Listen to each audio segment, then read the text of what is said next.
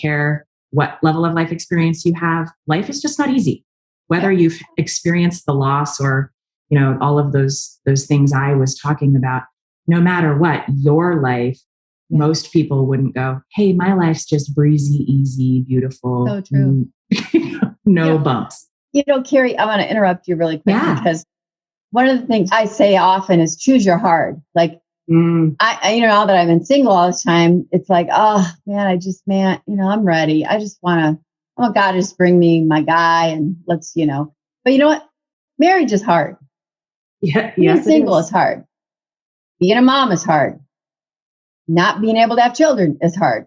I mean, it's like, choose your hard, right? But then we make the best of it. That's what I see you have done and do. And I love that about you. Well, thank you. I would tell you that is not on my own will or my own strength. It is on him and him alone. And not unlike your story, which I know you've talked about on your podcast, I had to get to a place where I submitted fully to that reality because I'm a self-professed control freak. I mean, I'll just tell you. And by the way, I don't think you can be in mortgage lending or coaching without kind of being that. So, I confess. Right. Right. And God made me that way. He made me wonderfully and beautifully that way to serve a purpose for his kingdom here. Yes. But I got really far off path, and I'll admit that I still do, right? Yeah. Because the things of the world we do get in there. And then I go, thankfully, most of the time today, it takes me hours or days versus months or years to get back on track. Thank God. But what's your secret? I mean, it used to take months and years. Now it takes hours or days. You know what? It's number one, without fail, without question, every single morning, the very first thing that you find me doing is turning on my Bible app and listening to it. I think my husband thinks I'm a little off because I will literally do it in the shower. Like I am listening to the word in the shower. It is how I start my day. I submit to prayer and gratitude every single morning.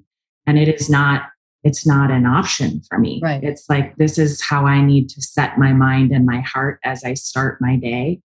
It's a discipline, right? I mean, it's kind of a daily discipline that you do. Yeah, it is. And I don't, there's not a whole lot else. I mean, honestly, Nancy, we could probably unpack all kinds of things, but in terms of daily practice for me, those are two absolute non-negotiable items that I start with. And frankly, it's easy when you're, like you said, hey, Carrie, you're this, that, or the other thing. And all of those things are true, but they're not necessarily the truth. In fact, Andy Andrews wrote a book called The Bottom of the Pool, right? And he talks about the difference between being true and the truth and how you just have to dig a little bit deeper.